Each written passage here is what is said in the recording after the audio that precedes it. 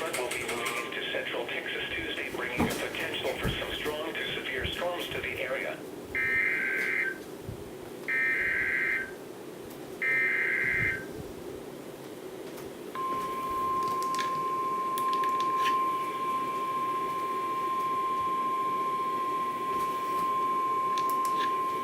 The National Weather Service in Austin, San Antonio has issued a severe thunderstorm warning for northeastern Llano County, northern Burnett County, until 11:15 a.m. Central Daylight Time.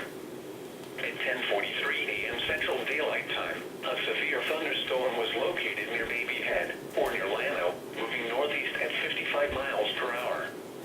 Hazard, 60 miles per hour with gusts and quarter-size hail. Source, radar indicated. Impact, hail damage to vehicles is expected. Expect wind damage to roofs, siding, and trees. Locations impacted include Llano, Buchanan Lake Village, Lake Victor, Baby Head, Lone Grove, Stowles, Sun Lane, Watson, Bluffton, and Tow. For your protection, move to an interior room on the lowest floor of a building.